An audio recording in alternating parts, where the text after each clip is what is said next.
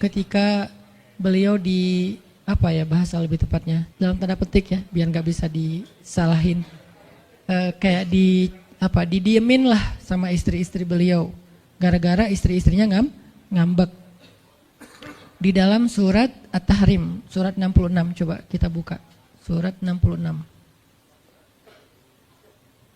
Ini juga kalau teman-teman baca kisah surat ini tuh luar biasa ya. Kita kayak baca novel atau kayak nonton film, keren banget. Saya memang senang banget dengan sirah Nabi dan para anbiya, dan terutama kalau sirah ini berbentuk storytelling, bukan data sejarah ya, karena membaca data sejarah itu emang agak-agak liar sih.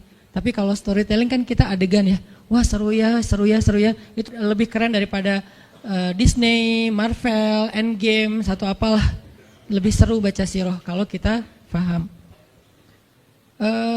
Surat 66 ayat 5. Itu tuh ceritanya, saya langsung ke ceritanya aja. Ceritanya kan waktu itu Nabi itu punya kebiasaan kalau habis asar sampai maghrib, Nabi ngapain pertanyaannya? Apa sih yang dilakuin Nabi antara asar dengan maghrib? Ternyata kebiasaan Nabi di hari Jumat antara asar, bukan hari Jumat, di hari-hari biasa antara asar dengan maghrib itu adalah keliling ke rumah-rumah istrinya. Antara asar dengan maghrib itu waktu family time lah, keliling antara rumah-rumah istrinya. Kalau nggak habis dalam satu hari, besok dilanjutin. Nah hari itu Nabi datang ke rumah Maria yang dari Mesir itu, istri beliau yang dari Mesir, Maria Kiptiyah, dan lama di rumah Maria, nggak pindah-pindah gitu. Sementara Hafsah sama Aisyah udah nungguin Nabi di rumahnya Aisyah berdua, karena emang Hafsah sama Aisyah ini kan ngegeng banget ya berdua ya, kayak soulmate banget lah, walaupun sama-sama istri Nabi, tapi mereka kayak fair berdua tuh nggak ada masalah. Kalau yang dengan yang lain mereka cemburu.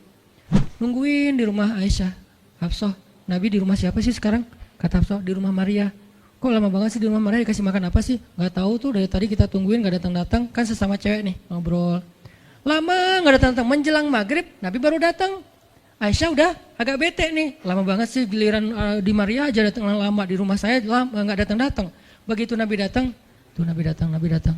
Dia aja Aisyah sama Hafsah. Assalamualaikum. Waalaikumsalam. Kayak ngambek gitu kan. Kata Nabi, Aisyah kenapa? Hafsah kalian kenapa?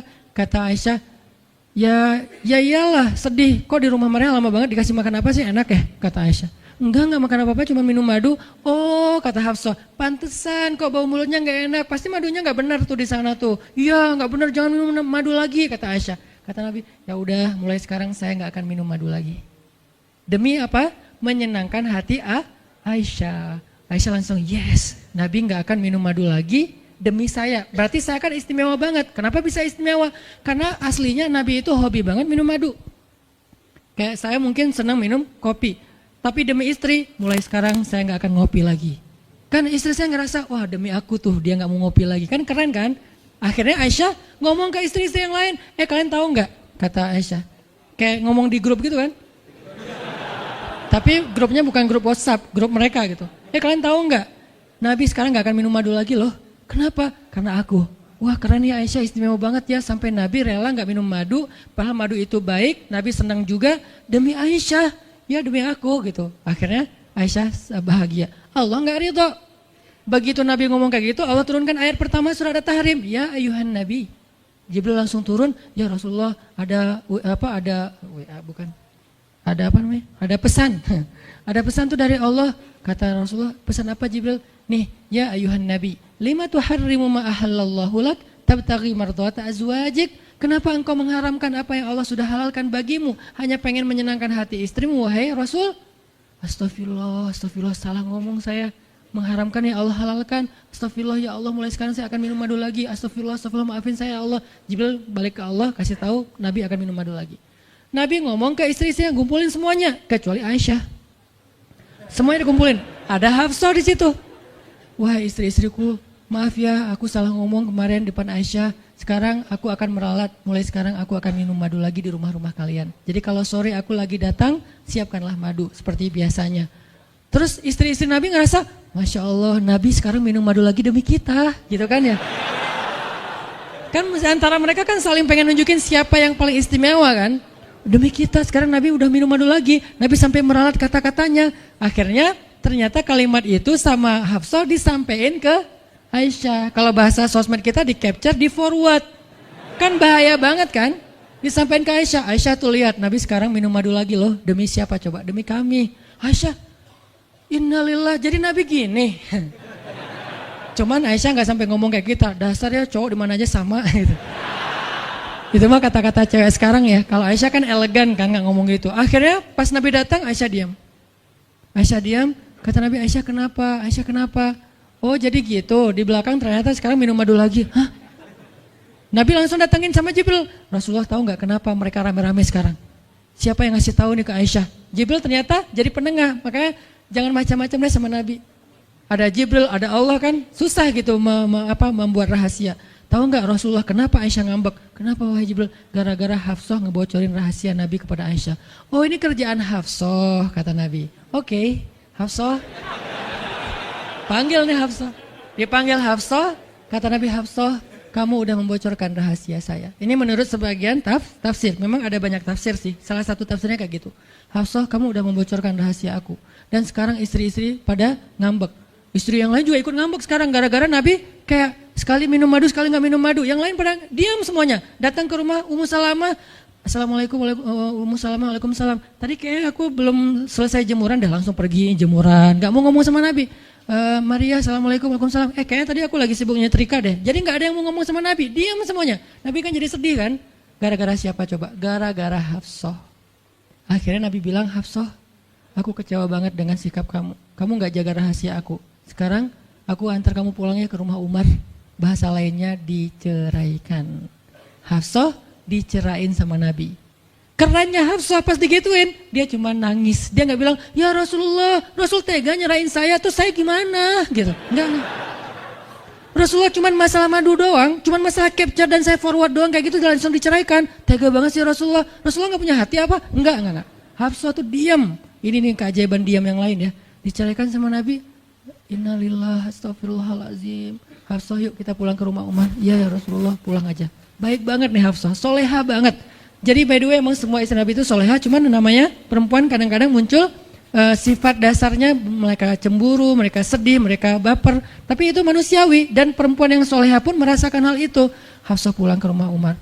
Assalamualaikum, waalaikumsalam, dibuka sama Umar. Ya Rasulullah, Hafsah langsung masuk ke kamarnya. Ya Rasulullah, anak saya bikin salah apa? Pasti dia nyakitin Rasulullah ya. Maaf ya Rasulullah. Langsung Umar marah-marah. Hafsah, kamu ngapain sama Rasulullah? Hafsah diam aja. Dimarahin habis-habisan sama Umar. Umar tahu sendiri, sayang banget kan sama Nabi. Ketika ada masalah antara Nabi dengan anaknya, pasti yang dimarahin anaknya, bukan Nabi. Nabi pulang, Hafsah diomelin sama Umar. Diam aja, nggak ngomong apa-apa. Diam. Akhirnya Jibril turun. Jibril turun, ya Rasulullah ada pesan dari Allah. Apa wahai Jibril? Di surat At-Tolak, surat putus. Kan At-Tolak itu artinya diputusin. Bahasa ini pesantrennya dicerai. Turun surat At-Tolak. Kata Jibril, Allah nyuruh kamu raji'ha ya Rasulullah. Raji'ha innaha qawwamah sawwamah fa innaha min azwajika fil jannah. Wahai Rasulullah, rujuk Hafsah, rujuk Hafsah. Disuruh rujuk. Allah enggak redha Rasul menceraikan Hafsah. Tahu nggak kenapa Allah begitu membela Hafsah ketika Hafsah ada masalah dengan Rasul? Salah satunya karena Hafsah diam. Harusnya Allah ngebela Rasul, Umar aja ngebela Rasul, sahabat-sahabat ngebela Rasul karena Rasulullah selalu benar. Tapi Allah ngebela Hafsah, kenapa? Karena Hafsah diam, sebegitu ajaibnya diam. Sampai ketika ada seorang perempuan bermasalah dengan kekasih Allah, Allah malah membela perempuan ini, bukan kekasihnya. Raji'ha ya Muhammad, rujuk Hafsah, dia itu istrimu di dunia dan di surga. Akhirnya Rasulullah, jadi saya rujuk wahai Umar, ya Hafsah masih nangis di kamarnya. Balik lagi Rasulullah naik onta ke rumah Hafsah, assalamualaikum, waalaikumsalam. Ya Rasulullah, udah saya marahin tuh. Hafsah kata Umar, udah nggak apa-apa Rasulullah, udah nggak usah bersedih, udah saya marahin habis-habisan dia tuh. Kata Rasulullah, Umar, aku pengen ngomong sama Hafsah. Ya Rasulullah jangan, biar saya aja ngomong. Dia emang nggak bisa ketemu sama Rasul. Ya Umar, aku pengen ketemu sama istriku. Hah, istrimu? Hafsah itu Rasulullah, keluar lagi Hafsah. Soleha banget, lembut banget, keluar.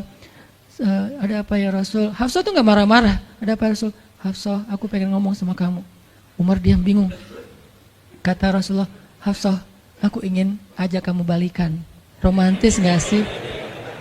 Rasul pengen ngajak Hafsah balikan. Kok balikan sih Ustaz? Ya rujuk kan balikan. Rujuk artinya kembali ya, balikan. Hafsah balikan yuk. Umar bingung, hah balikan? Hafsah, Allah yang nyuruh aku untuk merujuk kamu. Umar makin bingung, Hafsah kamu keren banget, sampai Allah belain kamu gitu. Kata Nabi, Hafsah, Allah turunkan ayat khusus tentang kamu di surat ini.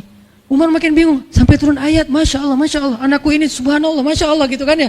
Akhirnya, ya Rasulullah, Allah sampai turunkan ayat tentang masalah ini. Alhamdulillah, Hafsah sujud syukur, Hafsah nangis, Hafsah langsung meluk Rasul. Umar, aduh gimana nih? Udah beres gitu, Hafsah dibawa pulang sama Rasul, boncengan berdua. Hafsah boncengan sama Rasul. Naiklah mereka, mobil mereka yang bermerek onta itu. Gimana cara pulangnya? Di depan rumah Umar, Rasulullah langsung berlutut, langsung ngasih tangan buat Hafsah. Hafsah megang tangan Nabi, injak lutut Nabi, naik ke atas onta. Itu tuh romantis banget. Lalu Rasulullah bonceng Hafsah. Tadi kan cerita Hafsah dicerai sama Nabi itu kan heboh di grupnya istri-istri Nabi kan. Hafsah dicerai loh. Jangan-jangan kita juga dicerai. Soalnya Nabi udah gak mau ngomong sama kita. Astagfirullah. Jadi grup Nabi, istri-istri Nabi itu pada khawatir kalau mereka juga sama nasibnya dengan Hafsah. Pada bingung. Tapi tiba-tiba mereka ngelihat Hafsah pulang ke rumahnya dibonceng Nabi. Itu tuh langsung trending loh. Istri-istri Nabi, tahu gak tuh Hafsah dirujuk sama Nabi sampai turun ayat di surat At-Talaq. Oh gitu. Wah Hafsah keren banget ya. Wah istri-istri Nabi pada cemburu pada Hafsah. Diturunkan Hafsah, yang lain pada ngintip Hafsah. Sampai masuk ke rumahnya. Nabi beres di rumah Hafsah, keluar masuk ke masjid. Dia aja di masjid. Istri yang lain Nabi gak mau ngomong. Aisyah, Ummu Salamah, Saudah, Maria, Sofia, siapa lagi? Yang Zainab bintu Jahsy, semuanya Nabi diamin, nggak mau diajak ngomong. Datang satu-satu, ya Rasulullah mau dibuatin minum apa? Astagfirullah, subhanallah. Datang lagi Aisyah, Rasulullah capek, subhanallah. Diam semuanya, nggak ada yang mau diajak ngomong sama Nabi. Udah mereka akhirnya pada pulang, bingung. Nasib kita gimana ya? Tanya ke Hafsah yuk. Sekarang Hafsah jadi kayak selebritinya. Hafsah, pada datang ke rumah Hafsah. Hafsah bantuin kita dong. Sampai Aisyah aja yang tadinya kayak bisa dibilang kayak pemimpin istri-istri Nabi kan. Aisyah paling cerdas, paling disayang sama Nabi. Sekarang Aisyah diam-diam ngomong, Hafsah bantuin dong. Kita nih lagi digantung sama Nabi. Kata Hafsah sekarang kan kayak lagi di atas angin gitu. Kalian sih nyakitin Rasul. Cie. Hafsah tuh kayak wah lagi masa-masanya Hafsah gitu kan. Hafsah gimana dong? Ya udah ngomong aja langsung sendiri. Rasulullah nggak mau ngomong sama kita. Ya udah coba minta tolong ke ayah kamu Aisyah, kan ayah kamu dekat sama Rasulullah. Akhirnya ngundang Abu Bakar. Ya Abu Bakar, baca deh tafsir dari ayat-ayat ini. Abu Bakar datang, ayah tolongin kami dong. Kenapa? Kami itu dianggurin sama Nabi, didiamin, digantung udah seminggu lebih. Jangan-jangan kami juga dicerai kayak Hafsah. Kalau Hafsah dicerai tapi udah dirujuk, kami gimana nasibnya? Akhirnya ya udah biar aku yang ngomong sama Rasul. Datanglah Abu Bakar ke masjid. Rasul lagi zikir. Ya Rasulullah, itu istri-istrimu ngutus saya. Subhanallah. Ya Rasulullah, Masya Allah. Ya Rasulullah, la ilaha illallah. Abu Bakar aja Rasul gak mau ngomong sama dia. Padahal Abu Bakar itu udah paling akrab sama Nabi. Abu Bakar diam, gak bisa diajak ngomong nih. Abu Bakar balik lagi ke rumah istri-istri Nabi. Kata istri-istri Nabi, gimana Abu Bakar? Astagfirullah, innalillah, gimana kalau Abu Bakar aja gak bisa, gimana yang lain? Terus akhirnya datang lagi ke Hafsah. Hafsah bantuin dong, kita udah nggak jelas nasibnya nih. Kata Hafsah, ya udah aku minta tolong ayahku ya. Hafsah masih kayak nggak mau langsung ke dia gitu. Ya udah aku minta tolong ayahku ya, panggillah Umar. Ayah bantuin mereka dong, nasib mereka sekarang lagi terkatung-katung gitu. Umar marah, kalian sih. Nah, tadi kan yang diomelin Hafsah kan, sekarang diomelin semua istri Nabi diomelin sama Umar. Dan salah satu kalimat omelannya Umar, itu tuh kerennya Umar sampai di-repost sama Allah. Coba. Ada nggak manusia yang kata-katanya di-repost Allah? Nggak ada, cuman Umar. 2 kali kata-kata Umar di-repost oleh Allah. Arti di-repost apa? Ditayang ulang di Al-Quran. Kan repost itu berarti tayang ulang kan? Di-capture, langsung di-copy, pas, langsung ditayangin. Itu tuh kata-kata cuman Umar yang pernah digituin sama Allah. Kata-kata Umar apa? Ayat ke-5. Kata Umar, kalau kalian nggak minta maaf sama Nabi, Allah bisa aja mentalak kalian, menceraikan kalian dari Nabi, lalu menggantikan untuk Nabi istri yang lebih solehah, lebih hafizah, lebih bertaubat, lebih baik, lebih cantik, lebih perawan daripada kalian. Itu tuh kata Umar yang ada di ayat ke-5. Jadi bisa dibilang ayat ke-5 adalah ayat repostnya kata-kata Umar. Saking kerennya Umar. Sampai Nabi pernah bilang kalau ada Nabi setelah aku, Umar lah orangnya, cuman gak ada Nabi setelah aku. Jadi kalau ada orang yang benci sama Umar, saya heran, dia baca sirah apa? Karena Umar tuh keren banget, Abu Bakar tuh keren banget. Kalau kita baca sirah mereka dahsyat tuh. Dan kalau ada yang bilang Umar sama Ali itu gak akur, aneh juga. Karena Ali memberi nama anaknya, yang pertama Abu Bakar, yang kedua Umar, yang ketiga Utsman. Ketika ditanya sama Umar, ya Abul Hasan, kamu memberi nama mereka dengan nama-nama kami, kenapa? Kata Ali, aku berharap mereka jadi orang soleh seperti kalian. Terus gimana caranya? Ali ngasih nama Umar sementara dia benci sama Umar? Gak mungkin dia benci. Masa ngasih nama orang yang dibenci kan? Dek, namanya siapa? Namrud. Kok Namrud sih? Kan ayah saya benci banget sama Namrud. Datang lagi, dek namanya siapa? Iblis. Kok iblis sih gitu kan ya? Gak mungkin lah. Ngasih nama anak pasti karena sayang. Kayak saya ngasih nama Aisyah, Maryam, Mutia, Yahya, Ertugrul itu karena emang saya ngefans dan ngidolain banget dengan nama-nama ini. Yahya, Ayyash, tiga tokoh di situ. Nabi Yahya, Ayyash sahabat Nabi, dan Yahya Ayyash mujahid Palestina. Jadi 3 tokoh sekaligus. Nabi Yahya saya ngidolain banget supaya Yahya jadi anak kecil yang seperti Nabi Yahya menghafal Quran. Kedua, Ayyash itu sahabat Nabi Muhammad. Kemudian yang ketiga, Yahya Ayyash sekaligus itu nama mujahid Palestina yang paling pintar ngerakit banyak senjata-senjata untuk ngelawan Israel. Dan dia dibunuh sama Israel, saking Israel benci sama Yahya Ayyash. Untuk membunuh Yahya Ayyash mereka ngebom 1 blok untuk membunuh Yahya Ayyash, dan mudah-mudahan dia syahid dalam dalam kejadian itu. Artinya saya ngefans gitu. Ali juga kayak gitu. Balik lagi ke cerita tadi, akhirnya ngundang Umar. Umar datang ke Rasulullah. Ya Rasul, saya diutus istri-istrimu. Subhanallah, subhanallah. Ya Rasul, bicara dong, kasihan mereka kayak digantung. Ya Rasul, apakah engkau menceraikan mereka semua? Baru Rasulullah ngeliat ke arah Umar. Rasulullah tersenyum. Rasulullah bilang, enggak wahai Umar. Allahu Akbar, kata Umar. Dia langsung takbir. Allahu Akbar. Istri-istri Nabi dengar suara takbirnya Umar, itu pertanda, kode, berarti berita gembira. Istri-istri Nabi juga Allahu Akbar, Allahu Akbar, rame gitu kan. Umar masuk ke rumah istri Nabi. Wah Umar, Busyra ya Umar, Busyra berita gembira. Wahai Umar, ya berita gembira, kalian tidak diceraikan oleh Nabi. Tapi jangan macam-macam lagi ya. Ya Umar, ya. Akhirnya sujud syukur semuanya. Beres sujud syukur, mereka bilang, kita masak-masak yuk untuk Rasul yuk, syukuran. Di rumah siapa? Ya di rumah Hafsah lah. Akhirnya mereka masak-masak di rumah Hafsah. Pas sudah beres masak-masak, mereka ngundang Nabi untuk pulang. Tapi yang berani ngomong sama Nabi cuman Hafsah, kita udah beres masak nih, minta dong Nabi pulang ke rumah. Ya udah tenang, biar aku yang minta. Hafsah datang, ya Rasulullah, kami masak-masak loh untuk Rasul, yuk pulang yuk. Ya Hafsah, udah beres Nabi zikir, sujud, beliau balik sama Hafsah. Sampai ke rumah Nabi, tenang, udah selesai lah urusannya. Apa yang terjadi setelah itu Ustadz? Udah gak ada riwayatnya, jadi gak bisa diriwayatin. Pokoknya beres itu mereka pun hidup bahagia selamanya. Apa pelajarannya di sini? 2 orang di sini dapat keajaiban lewat diam. 1 Hafsah, Allah suruh rujuk gara-gara dia diam. Kedua Nabi, diam aja sambil zikir, sampai akhirnya Allah beri pelajaran yang berharga. Istri-istri yang tadinya ngambek serentak semuanya insaf bahasa kita, sadar dan mereka minta maaf kepada Rasulullah. Jadi kalau istri lagi ngambek, lagi ngomel, diam. Isilah diam kita dengan zikir. Tapi zikirnya bukan auzubillah minasyaitonirrajim, auzubillah. Jangan, dia bukan setan. Dia hanya lagi ngambek. Subhanallah, Masya Allah, Alhamdulillah. Yang paling efek itu la haula wala quwata illa billah. Itu ngefek banget. Mudah-mudahan ini bisa menjadi penyemangat, motivasi untuk kita semuanya.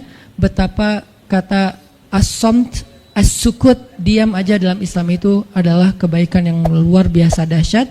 Mudah-mudahan itu bisa jadi behavior, perilaku kita sehari-hari, perilaku kita di sosial media, perilaku kita di jalan, di rumah, dimanapun. Sehingga orang yang sudah hijrah, udah ngaji, mukmin, harusnya bisa menjadikan diam sebagai bentuk pembelaan diri kalau dia ada masalah.